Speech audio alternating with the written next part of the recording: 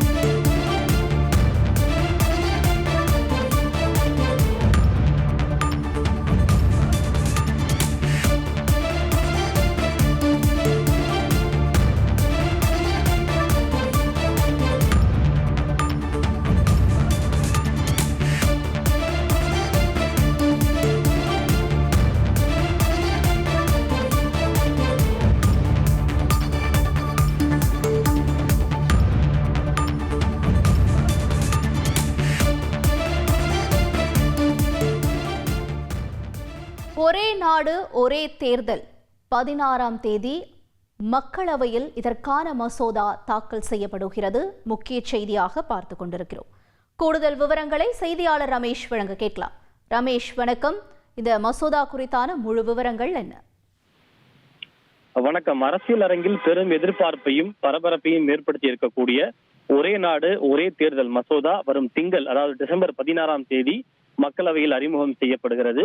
மத்திய சட்டத்துறை இணையமைச்சர் அர்ஜுன் ராம் மெக்வால் இந்த மசோதாவை மக்களவையில் அறிமுகம் செய்கிறார். இந்த ஒரே நாடு ஒரே தேர்தல், அதாவது பார்வையாளர்களுக்கு புரியும்படி சொல்ல வேண்டும் என்றால், நாடாளுமன்றத்திற்கும் மாநில சட்டமன்றங்களுக்கும் ஒரே நேரத்தில் தேர்தல் நடத்த வேண்டும் என்றால் அதற்கு இந்திய அரசியல் சாசனத்தில் சில திருத்தங்கள் மேற்கொள்ளப்பட வேண்டும். எனவே இந்த மசோதா இந்திய அரசியல் சாசனத்தின் 129வது திருத்த மசோதாவாக இது தாக்கல் செய்யப்படுகின்றது. அதாவது இந்திய அரசியல் சாசனம் 129வது முறையாக திருத்தம் செய்யப்படுகின்றது. மொத்தம் 2 மசோதாக்கள் அறிமுகம் செய்யப்படுகிறது. ஒன்று, நாடாளுமன்றத்திற்கும் மாநில சட்டமன்றங்களுக்கும் ஒரே நேரத்தில் தேர்தல் நடத்த ஏதுவாக 129வது அரசியல் சாசன சட்ட திருத்த மசோதா.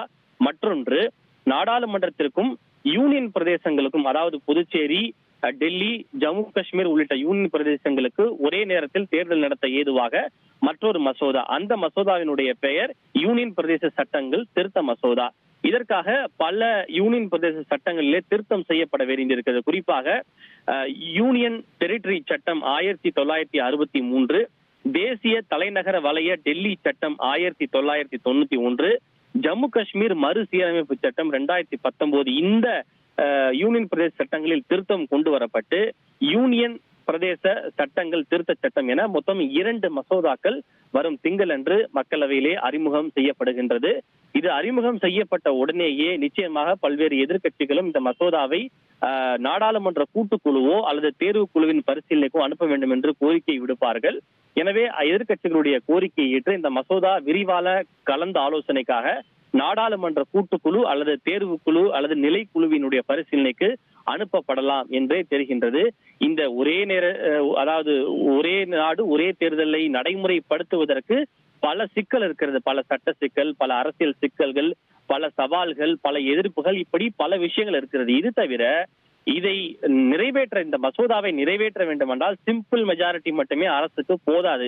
அதற்கு 2/3 மெஜாரிட்டி, அதாவது மொத்த இருக்கக்கூடிய உறுப்பினர்களின் எண்ணிக்கையில் 3/2 பங்கு பெரும்பான்மை என்பது அரசுக்கு தேவை. தற்போது இருக்கக்கூடிய தேசிய ஜனநாயக கூட்டணிக்கு மக்களவையிலோ மாநிலங்களவையிலோ 2 அவையிலுமே 3/2 பங்கு மெஜாரிட்டி என்பது இல்லை. உதாரணத்திற்கு மக்களவையை எடுத்துக்கொள்ள வேண்டும் என்றால் 360 எம்பிக்களுடைய ஆதரவு தேவை. மாநிலங்களவையை எடுத்துக்கொண்டால் 160க்கும் மேற்பட்ட எம்பிக்களுடைய ஆதரவு தேவை. ஆனால் மக்களவையை பொறுத்தவரை பாஜக தலைமையிலான தேசிய ஜனநாயக கூட்டணிக்கு 295 உறுப்பினர்களின் ஆதரவு மட்டுமே இருக்கிறது. மாநிலங்களவையிலும் 122 எம்பிக்களுடைய ஆதரவு மட்டுமே இருக்கிறது. அப்படி என்றால் இந்த மசோதாவை நிறைவேற்றுவதற்கு இன்னும் சில கட்சிகளுடைய ஆதரவு என்பது தேவை. எனவே இந்த மசோதா தற்போது கொண்டு வரப்பட்டாலும் அது உடனடியாக நிறைவேற்றப்படுவதற்கான வாய்ப்புகள் இல்லை. அது இன்னும் பல தூரங்களை கடக்க வேண்டியிருக்கிறது. பல மாதங்கள் ஆகலாம், பல வருடங்கள் கூட ஆகலாம் என்றுதான் எதிர்பார்க்கப்படுகின்றது. இருப்பினும் பல நடைமுறை சிக்கல்கள், எதிர்ப்புகள், சவால்கள் இருந்தாலும் கூட எல்லாமே சரியாக இருக்கும்போது ஒரு மசோதாவை கொண்டு வர வேண்டும் என்றால் இந்த அரசால் எப்போதுமே மசோதாவை கொண்டு வர முடியாது. பல எதிர்ப்புகள் இருக்கும் என்பது தெரியும். எனவே மசோதாவை தற்போது கொண்டு வந்து தாக்கல் செய்துவிட்டு அதற்குரிய சூழலை ஏற்படுத்திவிட்டு அதன் பிறகு இந்த மசோதாவை நாடாளுமன்றத்தில் நிறைவேற்றுவதுதான் மத்திய அரசினுடைய திட்டமாக இருக்கின்றது. எது எப்படி இருந்தாலும் எதிர்க்கட்சிகள் அனைத்தும் இந்த மசோதாவிற்கு தங்களுடைய கடும் எதிர்ப்பை பதிவு செய்திருக்கின்றன. இது கூட்டாட்சி தத்துவத்திற்கு எதிரானது. இது ஒரே நாடு ஒரே தேர்தலால் தேசிய கட்சிகள் மட்டுமே பயன்பெறும். மக்களால் தேர்ந்தெடுக்கப்பட்ட ஒரு அரசுகள் பாதியிலேயே கலைக்கப்படுவது என்பது அவர்கள் அளித்த தீர்ப்புக்கு எதிரானது என்று எதிர்க்கட்சிகள் பல்வேறு விதமாக தங்களுடைய எதிர்ப்புகளை பதிவு செய்து வருகின்றன.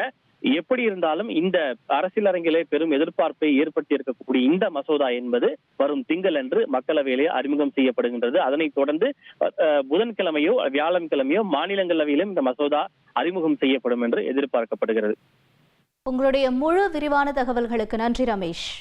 உங்கள் தந்தி ஒன் தொலைக்காட்சியில் கருடா தினமும் காலை 6 மணிக்கு காண தவறாதீர்கள்.